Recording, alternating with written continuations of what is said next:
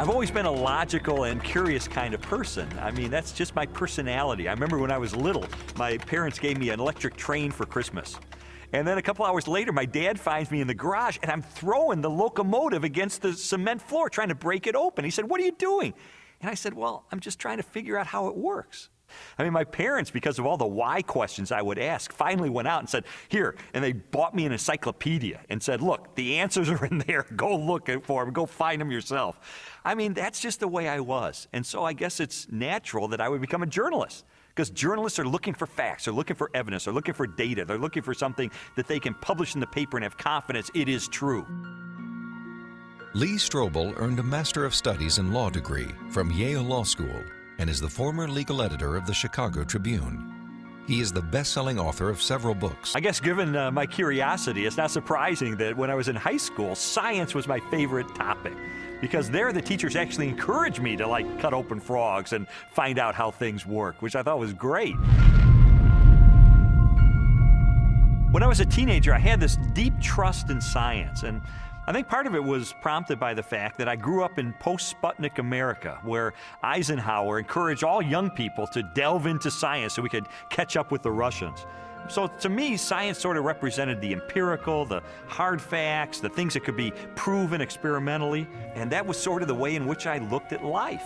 I thought people who had faith, people who believed in supernatural things like God, I saw that as a sign of weakness, because, do you have any data to back that up? In the autumn of 1966, Strobel's interest in science led to a life-changing decision. I can take you back to the exact spot where I was sitting. It was in the third floor, overlooking the asphalt parking lot. I was in the second row, the third chair from the front, when my biology teacher recounted in great detail this experiment that had been conducted in the early 1950s at the University of Chicago. This experiment that impressed Strobel so deeply was one of the most famous in the history of science. In 1953, Stanley Miller, a graduate chemistry student, tried to demonstrate how life first emerged on Earth. Miller attempted to reproduce the Earth's early atmosphere. He pumped hydrogen, methane, ammonia, and a small amount of water vapor into a maze of glassware. Then sparked the gases with electrical discharges to simulate lightning. After 5 days, he discovered what he had hoped for: a few simple amino acids, the basic building blocks of living organisms, had collected in the dark residue at the bottom of the glass. Many hailed Miller's experiment as proof that essential components of life could have formed in the oceans of the Earth billions of years ago. The philosophical implications of Miller's experiment were instantly obvious to me. And for me, it was a eureka moment, because I heard this and I thought, wait a minute. If you can show scientifically that life can emerge without any outside assistance, if life can emerge just from naturalistic circumstances, then God was out of a job. From there, the acceptance of Darwinian evolution, and full-blown atheism for that matter, was pretty easy. Because if living organisms could emerge by themselves out of this primordial soup without the assistance of any kind of a god or supernatural intervention, then they certainly could develop naturally over the eons into more and more complex creatures, just as Charles Darwin theorized in his book On the Origin of Species. You see, Darwin's ideas about the development of life led to his theory that modern science now generally defines as an undirected process, completely devoid of any purpose or plan. Now, how could God direct an undirected process?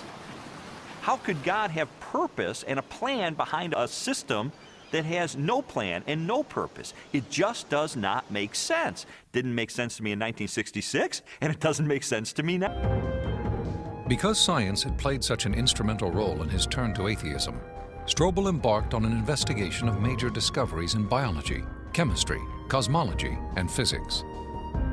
His studies spanned more than 20 years and included interviews with scientists and scholars as he sought to determine for himself what these discoveries implied about the reality of a creator. Throughout his inquiry, one question remained constant.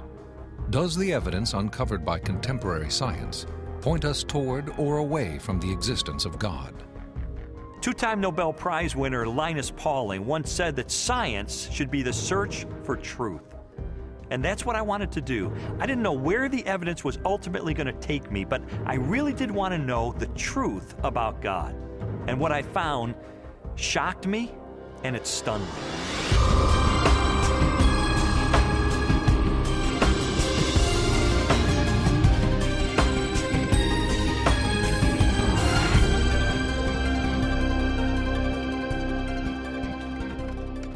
Strobel's search began with an examination of evidence that challenged materialistic theories of life's origin. He discovered that this negative evidence contradicted the textbook explanations that had once convinced him the blind forces of evolution could account for the creation and diversity of life on Earth. A good example of negative evidence is the 1953 Origin of Life experiment by Stanley Miller, the one that helped lead me into atheism in the first place. As biologist Jonathan Wells explained to me, Miller's experiment has now been thoroughly discredited. Stanley Miller put together a glass apparatus, and in that apparatus he put a mixture of gases that people at the time thought reflected the atmosphere of the early Earth.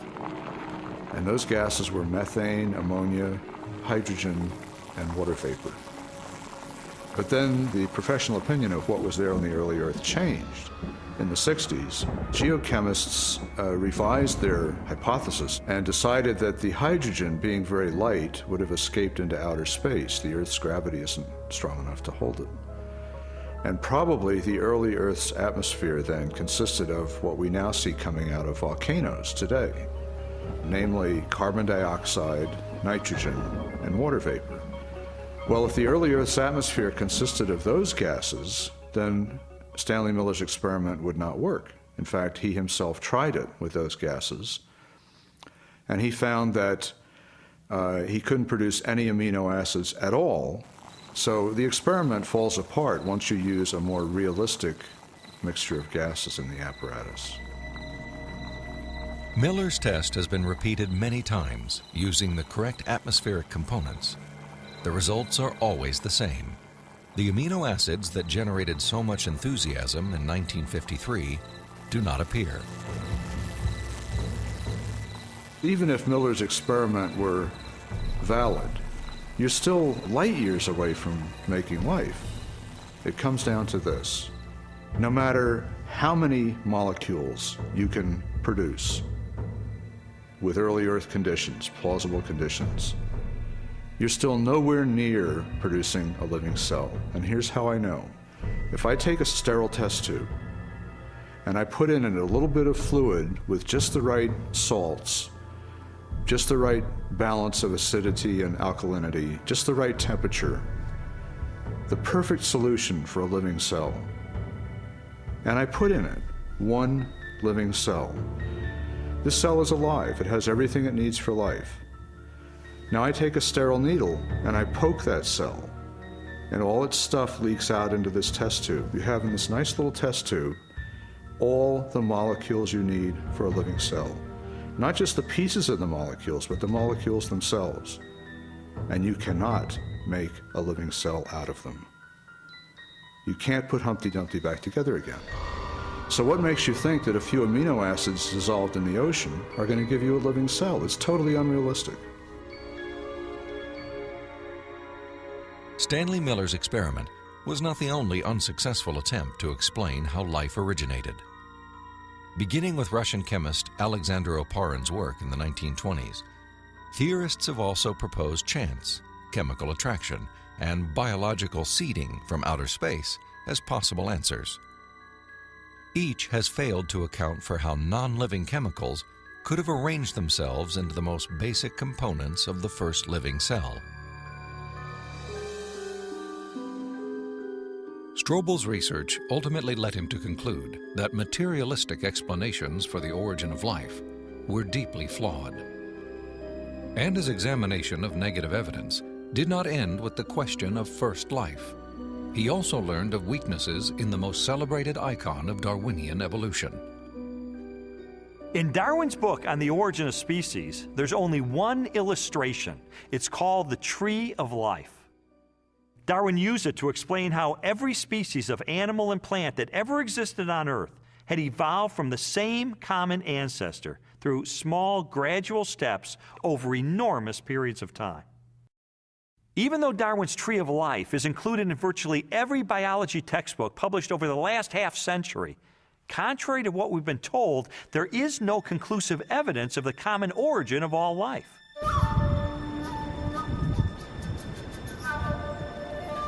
Perhaps the most damaging blow to Darwin's theory is the fossil record.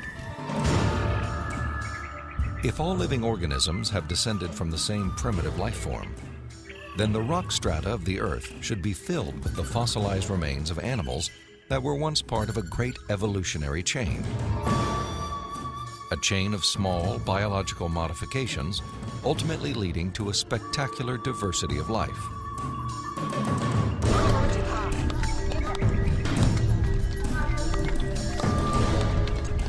Yet, after 2 centuries of research, highlighted by excavations in southern China, the multitude of transitional experiments, or missing links, that should exist are conspicuous only by their absence.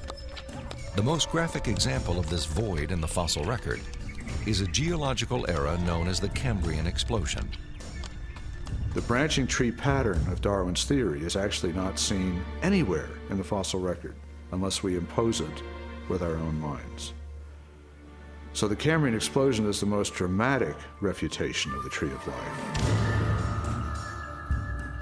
The Cambrian explosion of life was a dramatic episode in geological history. Usually dated at about 530 million years ago, the exquisitely preserved Cambrian fossils reveal that the body plans for virtually every major animal phyla appeared, not gradually and slowly as Darwin had speculated, but instead with astonishing suddenness.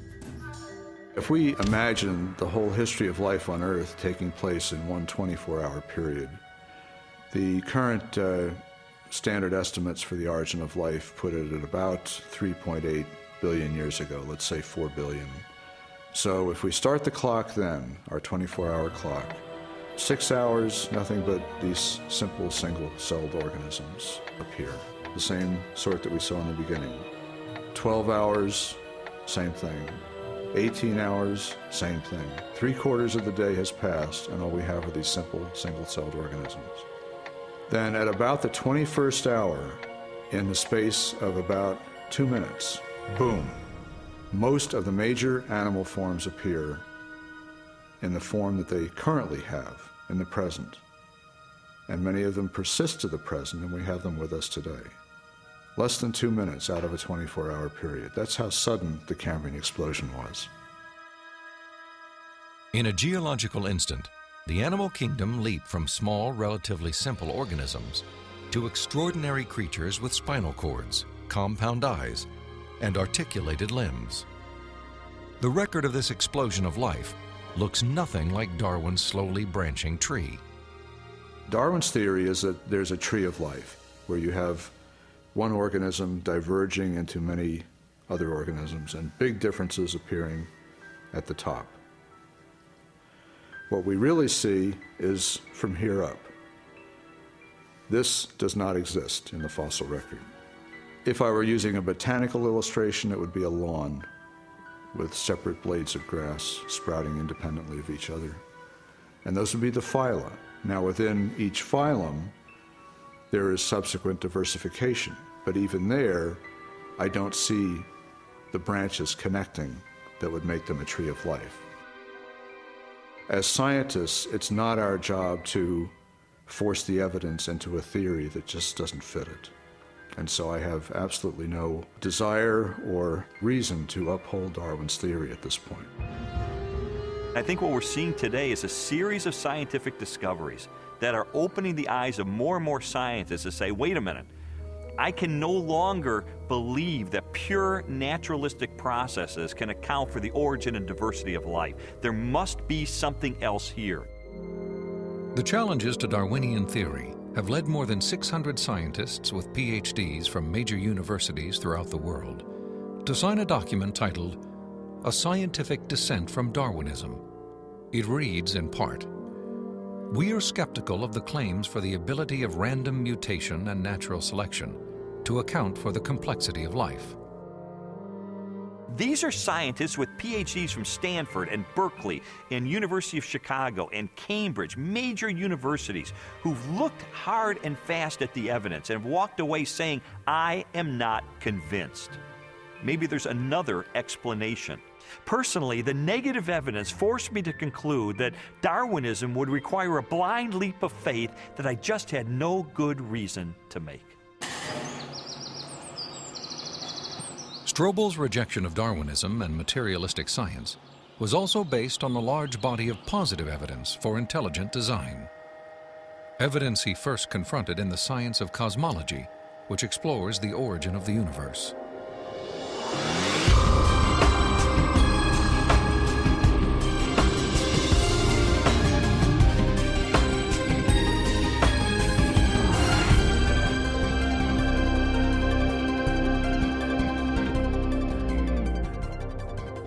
How did the universe begin? What is its source? Few questions have generated as much controversy through the centuries or inspired as many impassioned opinions. I interviewed William Lane Craig, a philosopher who has devoted much of his career to the study of cosmology and the question of origins. From ancient Greek materialism at the time of Plato and Aristotle up through 19th century idealism, the prevailing view was that the universe is eternal, that the universe never began to exist, that the universe as a whole is, as it were, a static, timeless entity. This belief in an eternal, unchanging universe, for centuries a pillar of Western cosmology, was unexpectedly challenged in 1915 by Albert Einstein's general theory of relativity. Einstein's equations implied a startling possibility. The cosmos was not static, but instead existed in a continual state of either contraction or expansion. Einstein did not like the idea that the universe was dynamic at all. In fact, like almost all scientists at the time in the early 20th century, he assumed the universe was static and eternal. What's interesting and ironic is that he thought he had made some kind of mistake in his equations for the general theory of relativity. But a few years after he developed the theory, a Belgian astronomer named Lemaitre developed a model based upon his equations, which again predicted that the universe was in a continual state of expansion. In 1929, theoretical predictions were confirmed with empirical data.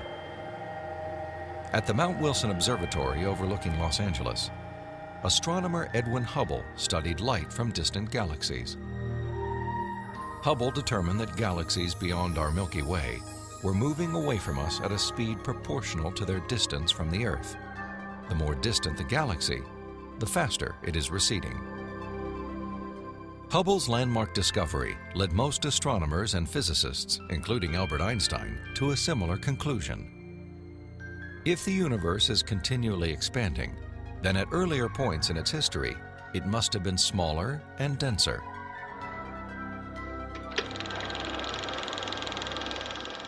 I think a good way to visualize this is to imagine that the history of the universe has somehow been photographed and made into a movie that we could play on a projector. As the projector runs forward, we watch the universe as it continually expands. But if the projector were to be stopped and were switched into reverse to make the movie run backward, then instead of watching the galaxies move farther and farther apart from each other, we'd see them draw closer and closer together. As you trace this expansion back in time, the universe grows denser and denser and denser until finally the entire known universe is contracted down to a state of infinite density, which marked the beginning of the universe. At this point, which cosmologists call the singularity, all matter and energy, physical space and time themselves came into being. This literally represents the origin of the universe from nothing.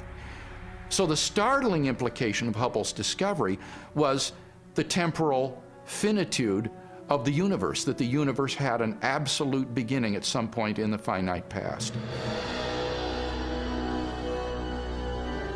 During the second half of the 20th century, other discoveries also pointed to a universe with a beginning. These images of the cosmic microwave background radiation document what most scientists now believe is the remnant heat generated during the universe's early history. Background radiation is found throughout the cosmos and indicates its expansion from a sudden, perhaps violent moment in time. This evidence for a finite universe has reaffirmed the conclusion of an ancient philosophical deduction. It is called the Kalam cosmological argument. The Kalam argument is deceptively simple in its formulation. It consists of basically 3 steps. Premise 1 is that whatever begins to exist has a cause. Something cannot come into being uncaused out of absolutely nothing. Premise 2 is that the universe began to exist. And the remarkable development that has occurred is that for the first time, we now have solid scientific evidence for the truth of that second premise, that the universe began to exist. And from those 2 premises, it follows logically, therefore, the universe has a cause of its existence. Whatever begins to exist has a cause. The universe began to exist, therefore the universe has a cause of its existence. And that points to a reality beyond the universe, a transcendent reality beyond space and time, and therefore non-physical and immaterial, which created the universe out of nothing and brought it into being. The implications of a finite universe, coupled with other discoveries of modern cosmology, have led many scientists to unmistakably theological conclusions. There is no ground for supposing that matter and energy existed before and were suddenly galvanized into action. It is simpler to postulate creation ex nihilo, divine will constituting nature from nothingness. The chain of events leading to man commenced suddenly and sharply, at a definite moment in time, in a flash of energy and light. We can't understand the universe in any clear way without the supernatural. Supernatural creation of the universe in a flash of energy and light. You know, it sounds an awful lot like the first chapter of Genesis to me. Today, the vast majority of even the most skeptical astronomers and cosmologists believe that the universe had a beginning. This belief isn't based on some theological doctrine. It's based on scientific evidence. And I think if we follow the evidence wherever it points clearly and powerfully and persuasively in the direction of a creator.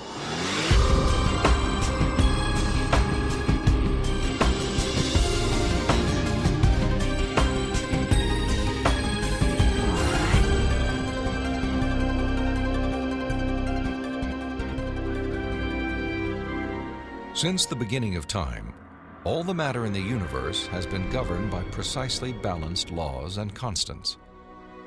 During an interview with Robin Collins, a philosopher with degrees in mathematics and physics, Strobel learned how these laws offer compelling evidence for a creator and conspire to make the universe habitable for life. The laws of physics are balanced on a razor's edge for life to occur. For example, if you didn't have something like gravity that pulled matter together, you would never get planets, you wouldn't get stars, you wouldn't get any complex organisms. If you didn't have the strong nuclear force, there would be nothing to hold protons and neutrons together in the nucleus. And so you wouldn't have any atoms, so no chemistry. If you didn't have the electromagnetic force, you would have no bonding between chemicals. You'd have no light, and the list goes on. So you need all these sorts of fundamental principles have to be in place in order for life to occur. Wipe out one of those principles, wipe out one of those laws, no life. Strobel learned that life also hinges on the precise strengths and relative values of many different physical constants. One example of this fine-tuning is the force of gravity. Imagine a ruler divided up into 1-inch increments and then stretched across the entire universe, a distance of some 14 billion light years. For the purposes of illustration, the ruler represents the possible range for gravity.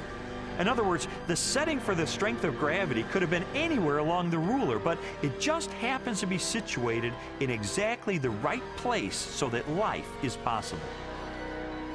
Now, if you were to change the force of gravity by moving the setting just 1 inch compared to the entire width of the universe, the effect on life would be catastrophic. No large-scale life forms could exist. Anything that was more than the size of a pea would be completely crushed. So you might be able to get life of a very, very primitive sort, such as bacteria, but you could never get conscious observers. The strength of gravity is just one of at least 30 separate parameters that must be finely tuned to produce a life-sustaining universe. Another example is the cosmological constant. The cosmological constant describes the expansion speed of space in the universe. If space expands too quickly, then the universe will spread out so quickly that material objects can't form. So you can't get stars and galaxies and planets and the types of things that we, of course, take for granted in our universe. Physicists have determined that the cosmological constant is fine-tuned to 1 part in 100 million billion billion billion billion billion. Such precision has been compared to traveling hundreds of miles into space, then throwing a dart at the Earth and hitting a bullseye measuring 1/trillionth of an inch in diameter, an area less than the width of a single atom. Just consider those two parameters, gravity and the cosmological constant. Their level of fine-tuning is to a precision of 1 part in 100 million trillion, trillion, trillion, trillion, trillion, trillion. I mean, that's like 1 atom in the entire known universe. This fine-tuning is also evident at the atomic level. The strong nuclear force binds atoms together. If the strength of this force were to decrease by 1 part in 10,000 billion billion billion billion, the only element left in the universe would be hydrogen. Again, chemical life would not be possible. The fine-tuning of the laws and forces of physics is so precise that few theorists are comfortable invoking mere chance as an explanation, unless our universe is not the only roll of the dice. If the universe looks like it's fine-tuned for complex life, maybe there's a fine-tuner. Maybe it was fine-tuned for life. And this has certain unsavory theological implications. And so it's not surprising that those committed to a fundamentally materialistic view of reality would try to find an escape hatch. And the most popular escape hatch for this theological implication of fine-tuning is this idea of multiple universes. As its name suggests, the theory of multiple universes proposes that our universe is not alone. Instead, it is part of a vast ensemble of universes, each with a different set of laws and constants. If there's only one universe, then the conclusion that the universe looks fine-tuned because it is fine-tuned is inescapable. But if our universe is just one of a vast set, then you seem to have more resources to play with. Chance gets a new lease on life. I sometimes try to imagine what physicists have in mind that postulate this idea of multiple universes. I mean, what would the generator look like that creates them? Maybe it's like a giant monolith that has dozens of different dials, each of which has to be set to the right physical constant. If we think of these parameters as dials, each of the dials is different. So if you produce enough universes with enough different dial settings, eventually, just by chance, you get one just right. So you might have to produce a trillion universes. But eventually, if you have a generator that's just spitting out just an enormous number of them, then it gets the right dial setting. And then by just chance, you get conditions right for life. So it's a huge cosmic lottery. That's the idea. It's an interesting idea. I mean, there's really only one problem with it. There's no independent evidence that it's true. Besides, it really just pushes the question back a step, because we could still ask, who built the generator? The suggestion of multiple universes strikes me as a desperate attempt to explain away the obvious, which is that the universe is finely tuned by an intelligence to sustain complex life. An intelligence that must be beyond the constraints of time and space.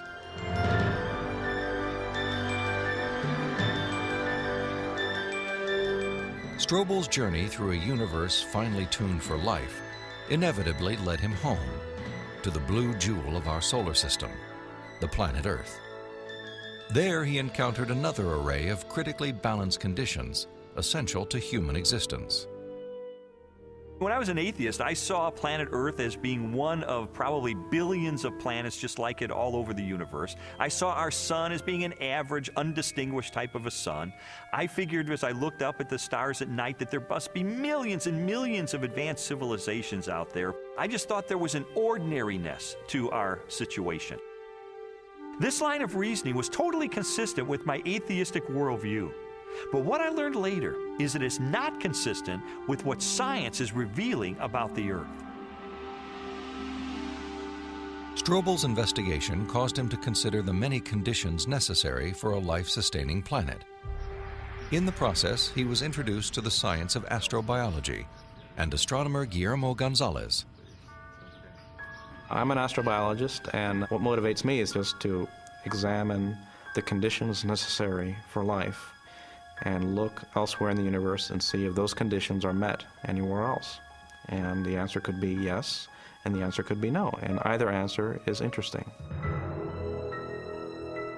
For more than a decade, Guillermo Gonzalez has researched the characteristics of a planet required to support complex life.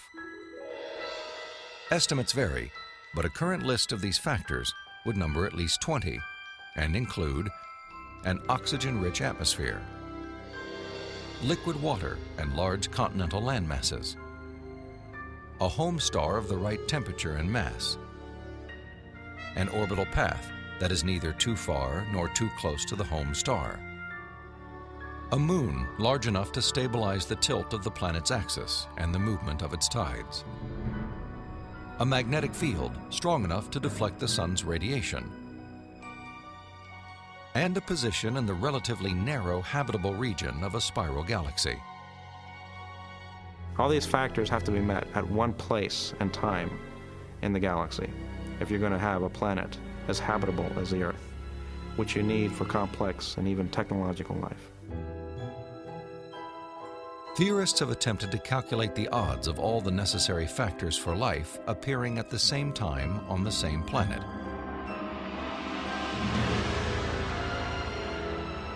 A conservative estimate is 1 chance in 10 to the negative 15th, or 1/1000th of 1/1 trillionth. On those terms, even when compared to the billions of suns and possible planets in our Milky Way galaxy, the probability of even a single habitable world appears unlikely. There are many probabilistic resources in the galaxy, but on the other side of the coin are all these factors that you need. You have to get just right in order to have just one habitable planet like the Earth. And that leads me to conclude that yes, we're rare in the galaxy. Gonzalez's study of the Earth's habitability led him and colleague Jay Richards to expand the scope of their research. They began to examine how a life-sustaining planet like Earth may also give its human inhabitants access to the mysteries of the universe. I don't think there has ever been a time in the history of the human race in which at least some people haven't contemplated these questions. We ask, why can we see distant galaxies, millions of light years away in the universe? Why can we postulate what's going on inside atoms or inside black holes? Why are we able to discover things about the universe, to answer questions about its age?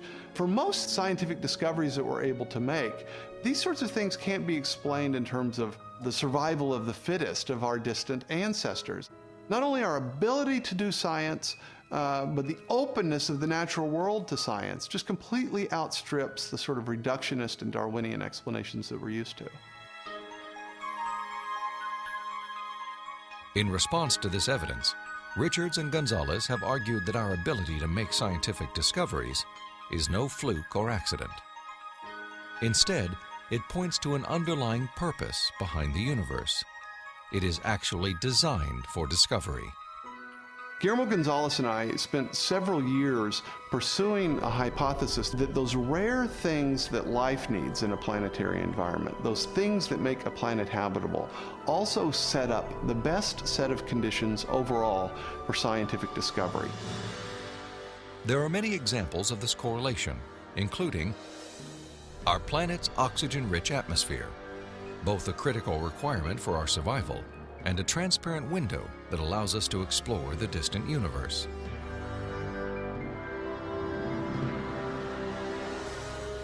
The Earth's precise distance from the Sun and the size of its moon and home star. These factors not only control our planet's temperature, axial tilt, and the movement of its tides, they also ensure perfect solar eclipses, phenomena that have provided scientists with invaluable data about the composition of stars and the properties of light. And our location in the Milky Way. The Earth is positioned between two spiral arms within a relatively small region where life is possible. As a result, we enjoy an excellent platform for clear, unimpeded views of our galaxy and the rest of the cosmos. I think God intentionally created a habitat for us that allows us to see Him through the creation that He has left behind.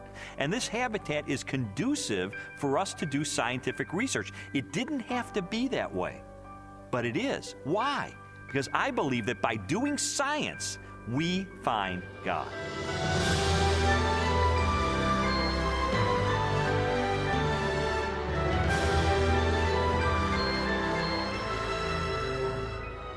The final leg of Strobel's investigation transported him from the deepest reaches of the cosmos to the microscopic universe of the living cell and the science of biochemistry. There he encountered more challenges to Darwinian evolution and new evidence of design.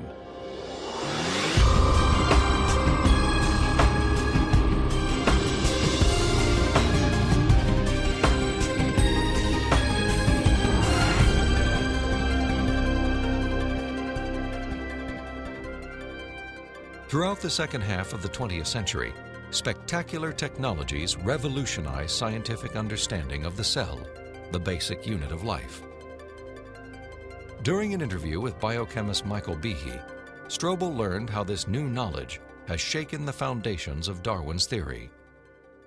In the 19th century, when Darwin was alive, scientists thought that the basis of life, the cell, was some simple glob of protoplasm, like a little piece of jello or something that was not hard to explain at all. But with the hard work of science in the 20th century, we've seen that the cell is far from simple. It's got very complicated molecular machines and things that are very resistant to Darwinian explanation. Michael Behe has devoted his career to the study of the design and operation of the cell. He has also written extensively on the biochemical challenge to evolution. Most people have no idea of how small and complex cells are. A typical cell from you or me, called a eukaryotic cell, is probably 1/10 of the size of the head of a pin. And yet, in that single cell, there are about 3 billion units of DNA, making out the chromosomes. And those 3 billion units make the molecular machines of the cell, literally machines that make the cell work. With computer animation, we can enter the cell. Here, the staggering complexity of its molecular machinery is clearly seen. It's like going into an automobile factory. The factory has a large number of machines. The parts have to fit together in very specific ways to do their jobs, and if things go wrong, the cell is in big trouble. And just one cell is enormously complex, but humans, you and I, are made from trillions of cells, and those trillions of cells have to fit together in the right way and do their own job. Darwinism was a lot more plausible when we were thinking about globs of protoplasm than it is when we're thinking about molecular machines. Each of these biochemical machines is a masterpiece of engineering and nanotechnology. They are essential to functions as vital and diverse as vision, photosynthesis, and the production of energy in the cell. Michael Behe has studied several of these machines, including the flagellum, a remarkable rotary motor. I remember the first time I looked in a biochemistry textbook and I saw a drawing of something called a bacterial flagellum with all of its parts in all of its glory. It had a propeller and the hook region and the drive shaft and the motor. And I looked at that and I said, that's an outboard motor. That's designed, you know, that's no chance assemblage of parts. Behe's reaction was not surprising, especially when the bacterial flagellar motor is animated and magnified more than 50,000 times to display the details of its construction and operation. Howard Berg at Harvard has labeled it the most efficient machine in the universe. These machines, some of them are running at 100,000 RPMs and are hardwired into a signal transduction or sensory mechanism so that it's getting feedback from the environment. It's got some tail proteins which act as the propeller. When the flagellum rotates, these push against the water and therefore push the bacterium forward. And the motor uses a flow of acid from outside of the cell to the inside of the cell to power the turning. The bacterial flagellum has 2 gears, forward and reverse, water-cooled, proton motive force. It has a stator, it has a rotor, it has a U-joint, it has a drive shaft, it has a propeller. It's not convenient that we give them these names. That's truly their function. In all, about 40 different protein parts are required to build a flagellar motor. Half of them are constructor proteins, specialized mechanisms that assemble the flagellum's individual components. Since its discovery, biologists have tried to understand how a machine of such superb design could have arisen gradually, without foresight or plan, through the biological pathway Darwin envisioned. I think what Darwin was trying to show was that things that look designed aren't really designed, but that we can find naturalistic processes to account for the complexity of life. Darwin theorized that every part of every living organism evolved through natural selection, a blind process that acts upon random changes in the cell. Darwin believed that, given enough time, these random variations would transform the simplest cells into the great diversity of life that inhabits our planet. In his study of evolution and molecular machines, Michael Behe has raised a significant challenge to the creative power of Darwin's mechanism of natural selection. It is called irreducible complexity. Irreducible complexity was coined by Mike Behe in describing these molecular machines. Basically what it says is that you have multi-component parts to any given organelle or system in a cell, all of which are necessary for function. That is, if you remove one part, you lose function of that system. Irreducible complexity can be illustrated by a familiar, non-biological machine, a mousetrap. The trap is composed of 5 basic pieces: a catch to hold the bait, a strong spring, a thin bent rod called the hammer, a holding bar to secure the hammer in place, and a platform upon which the entire system is mounted. If any one of these parts is missing or defective, the mechanism will not work. All components of this irreducibly complex system must be present simultaneously for the machine to perform its function. Catching mice.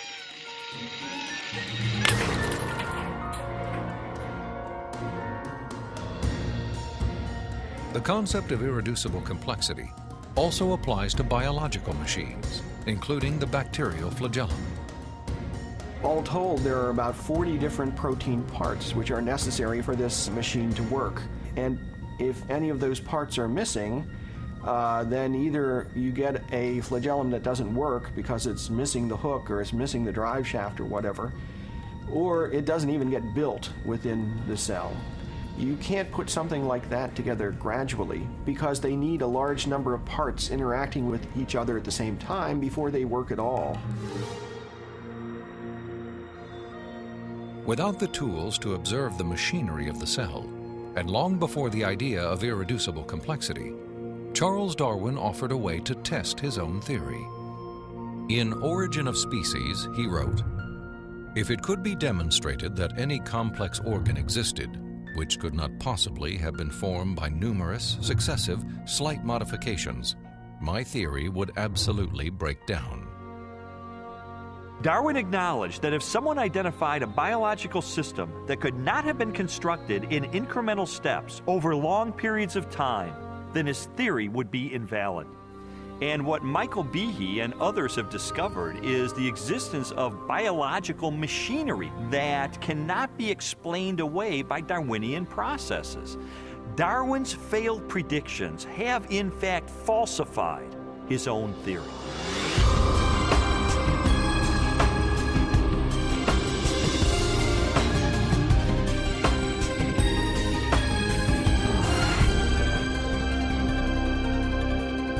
The existence of complex biological machines raises an obvious question. If natural selection wasn't the agent of their construction, then what was? The centerpiece of my investigation was an interview with philosopher of science, Dr. Stephen Meyer. Meyer, who holds a PhD from Cambridge University, brought me face to face with the most efficient information processing system in the universe. The DNA molecule and its language of life. The discovery of the information-bearing properties of DNA and RNA is a fundamental challenge to all materialistic theories of the origin of life. Neo-Darwinism and its associated theories of chemical evolution and the like will not be able to survive the biology of the information age, the biology of the 21st century. Meyer's conclusions are based upon his understanding of the DNA molecule and the genetic instructions that are locked within the nucleus of living cells.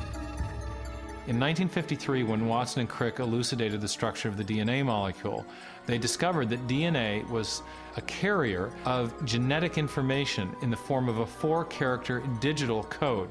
That is to say that DNA functions like a software program, only more complex than anyone has ever created or devised.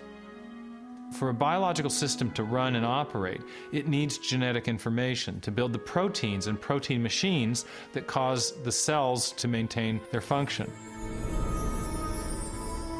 This information is stored in a precise arrangement of 4 chemicals that scientists represent with the letters A, C, T, and G. Sequences of these chemicals provide the instructions necessary to assemble complex protein molecules that in turn help form structures as diverse as eyes, legs, wings, and hearts.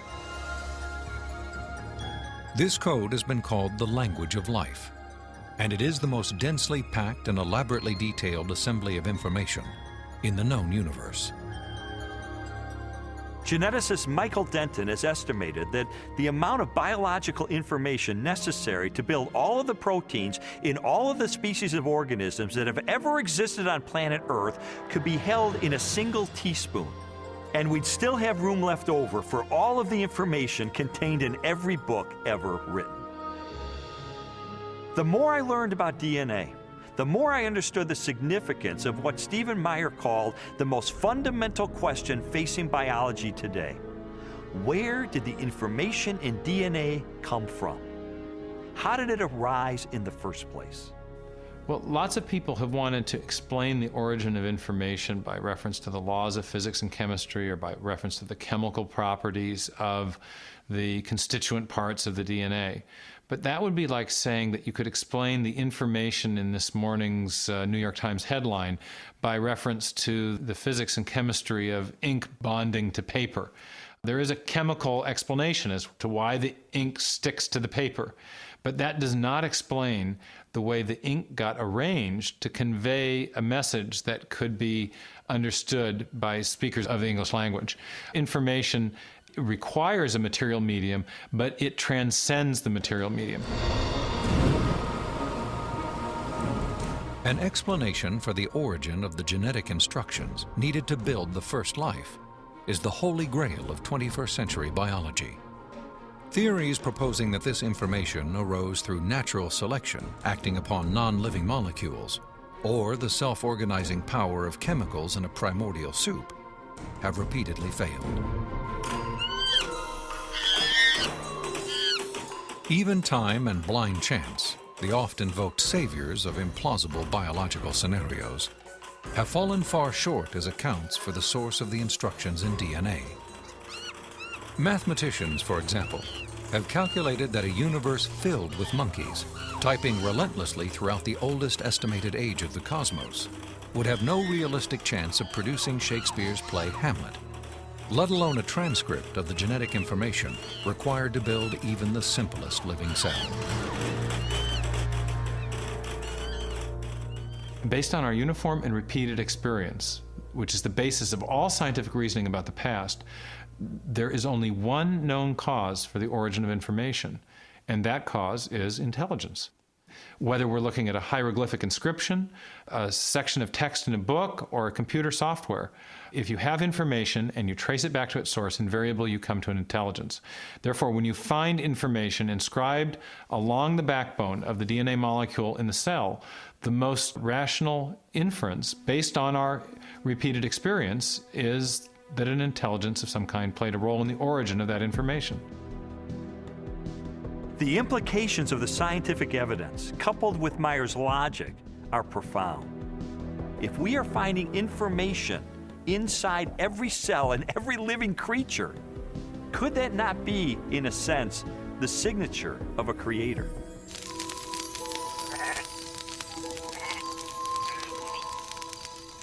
"30 centuries before science unlocked the mysteries of genetic information, or a telescope probed billions of light years into space, the Hebrew shepherd and poet David wrote eloquently of a creator who revealed his existence and power through all that he had made.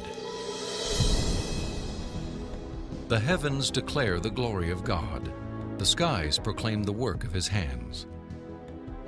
Day after day they pour forth speech. Night after night they proclaim knowledge. Their voice goes out into all the earth, their words to the end of the world." What he has for us is to find him so we can know him. And he's left behind a series of clues.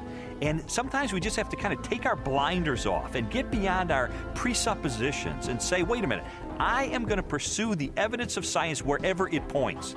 And if it takes me to a very uncomfortable conclusion that there is a creator, then if the evidence points in that direction, that's the way I'm going to go. According to a lot of the mainstream media, the theory of intelligent design is a faith-based idea. And in saying that, they want to dismiss it as something that has no basis in science.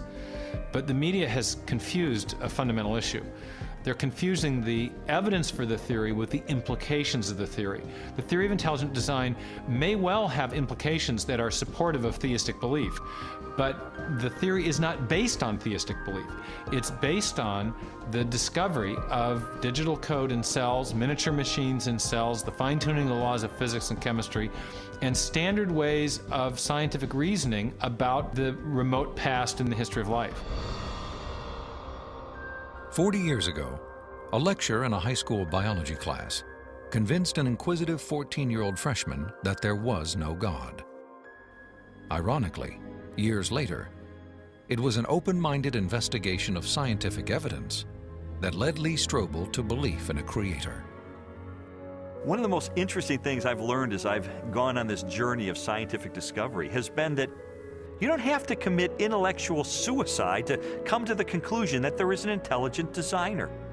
Because today, science is pointing more directly and more powerfully toward a creator than any other time in the history of the world.